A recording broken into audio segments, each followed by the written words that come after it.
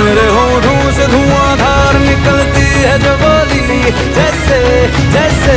बंदूक की गोली मेरे